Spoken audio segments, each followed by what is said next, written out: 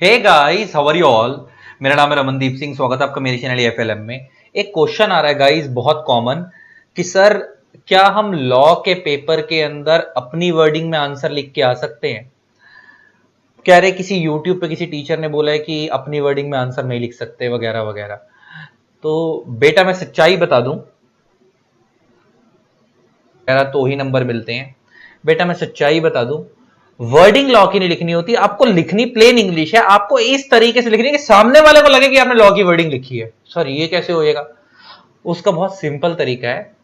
आप वर्डिंग क्या है, आप लॉ की यूज नहीं करोगे, इंग्लिश यूज करोगे, बस बीच बीच में कीवर्ड लॉ के यूज करोगे। एग्जांपल लेके बात करते हैं। आप लोगों ने कई बार देखा होगा, जब हम इंग्लिश बना रहे होते हैं, सेंटेंसेस बना रहे होते हैं, तो हम बीच बीच में ना वोकैबुलरी अच्छी यूज करेंगे ना, अगर लीगल वाली, तो हमारे को सामने वाले को लगेगा लीगल वर्डिंग यूज कर रहे हैं। जैसे एग्जांपल लेके बात करते हैं, हम नॉर्मली बोलते हैं जेल, लॉ में उसे बोलते हैं इंप्रिजनमेंट, है ना। आप जेल वर्ड मत यूज करना, इंप्रिजनमेंट वर्ड यूज करना।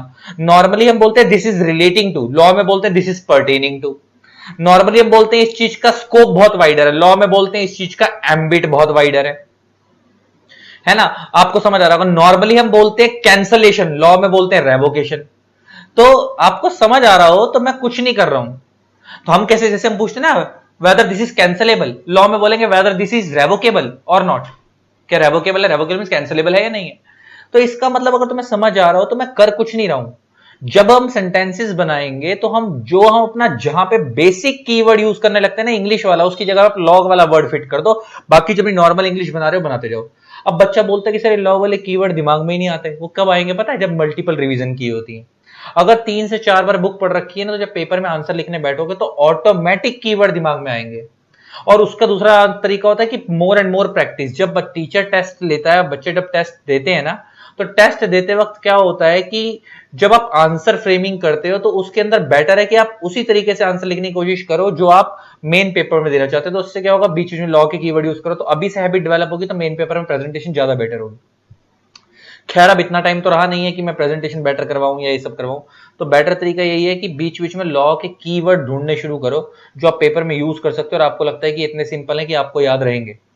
तो पेपर में कुछ कोशिश मत करना इंग्लिश अपनी बनाना, बस बीच बीच में कोशिश ये करना कि इंग्लिश अपनी बनाना, बीच बीच में कीवर्ड लॉ के यूज कर देना, बस नंबर आएंगे आएंगे। As it is law maker की वर्डिंग रटने की जरूरत नहीं है।